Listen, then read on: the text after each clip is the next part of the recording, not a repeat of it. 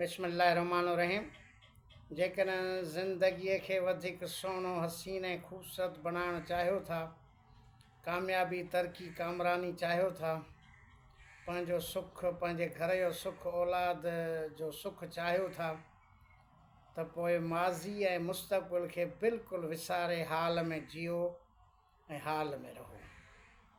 मायूस आहियो, नाकाम आहियो या नाकाम थी चुका आहियो या नाकाम पाण खे सम्झो था, मायूस थी चुका आहियो या मायूस आहियो या मायूसी वारी ज़िंदगी गुज़ारियो था, तन्हाई वारी अकेले वारी ज़िंदगी गुज़ारियो था, परेशानी वारी ज़िंदगी गुज़ारियो था, मिटनि माइटनि खां नाराज़ आहियो या उहे तव्हां खां नाराज़ या परे, दोस्तनि खे वेझा आहियो या परे आहियो, शिकायतूं तव्हांखे माइटनि खां आहिनि, दोस्तनि खां आहिनि या उन्हनि खां आहिनि, जंहिंजे करे पाण खे अकेलो सम्झो था, तनहा सम्झो था, नाकाम मायूस सम्झो था, परेशान सम्झो था, त पोइ माज़ीअ जे जेके बि ॻाल्हियूं आहिनि उन्हनि खे विसारे छॾियो। त मां मैट्रिक ताईं पढ़ियुसि, जेकर इंटर ताईं पढ़ां, BA में कयां हा, ग्रेजुएशन कयां हा, न इहा बि का ॻाल्हि न आहे। इंटर ताईं पढ़ियुसि, पर जेकॾहिं काश अञा अॻिते पढ़ां, कंप्यूटर न सिखियुसि, जेकॾहिं कंप्यूटर सिखां हा, अंग्रेज़ी ॿोली ॻाल्हाइणु नथी अचे, पर जेकॾहिं उहा ॿोली ॻाल्हाइणु सिखां हा त हिनमहिल वज़ीर आज़म हुजां हा। न बिल्कुलु इहा बि ॻाल्हि न आहे। न अंग्रेज़ी ॿोली ते आहे, न कंप्यूटर ते आहे। कंप्यूटर जेको हलाए थो 15,000 पघार खणे थो, उनजे मथां जेको बास आहे उहो 1.5 लख रुपया पघार खणे थो। अहिड़ी ॻाल्हि ई कान्हे, इहो मसइलो ई कोन्हे।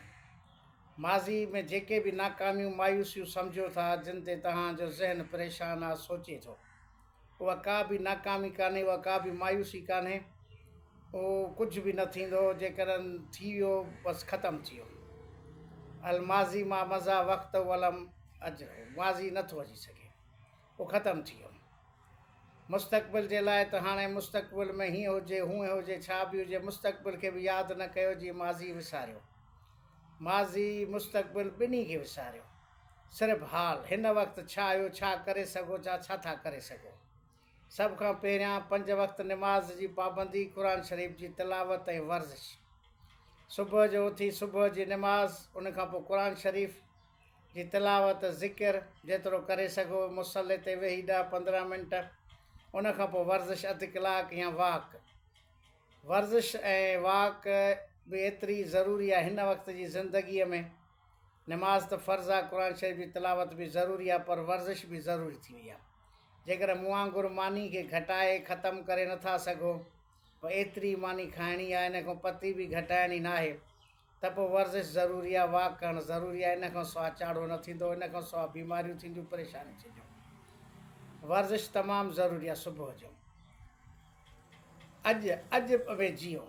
अॼु जी शुरूआति सुबुह जी निमाज़ खां पोइ, क़ुर शरीफ़ खां पोइ, तिलावत खां पोइ, ज़िकिर खां पोइ, वर्ज़िश खां पोइ 24 कलाकनि जो शेड्यूल ठाहियो, एजेंडा ठाहियो त हिन 24 कलाकनि जे अंदरि मूंखे करिणो छा आहे, कहिड़ियूं कहिड़ियूं शयूं करणियूं आहिनि, कहिड़ियूं कहिड़ियूं कम करणा आहिनि, केतिरा करे सघंदुसि, न करे सघंदुसि, वरी पोइ बाद में उन जी ॻाल्हि आहे।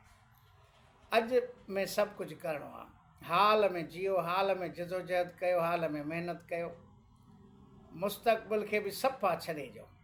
मुस्तक़बिल जे बारे में बिल्कुलु उनखे यादि कंदो परेशान थींदो, त अलाए छा थींदो अॻिते, अलाए छा मुंहिंजी औलाद जो थींदो, घर जो थींदो, मुंहिंजो छा थींदो, मुंहिंजे 7 पीढ़ियुनि जो छा थींदो। 7 नसलुनि ताईं माण्हू सोचे थो त उन्हनि जे लाइ ज़मीन मिल्कियत जाइदाद हुजे।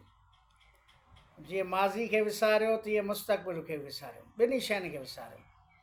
माज़ी खे बि विसारींदव त अॻिते वधंदव, मुस्तक़बिल खे विसारींदव त बि अॻिते वधंदव।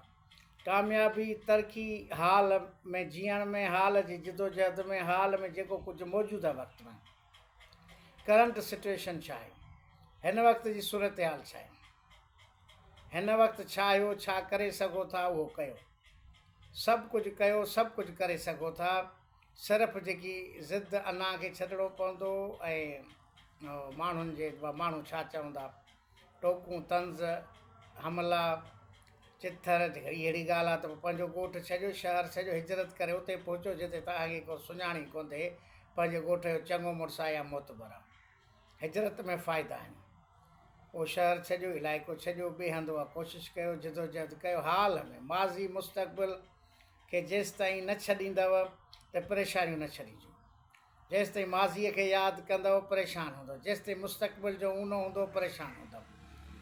इहे मायूसी नाकामी जा परेशानीअ जा वॾे में वॾा सबब माज़ी ऐं मुस्तक़बिल खे यादि करणु आहे। जेतिरो इन्हनि ॿिन्ही खे विसारींदव माज़ी ऐं मुस्तक़बिल खे एतिरो कामयाबु थींदव।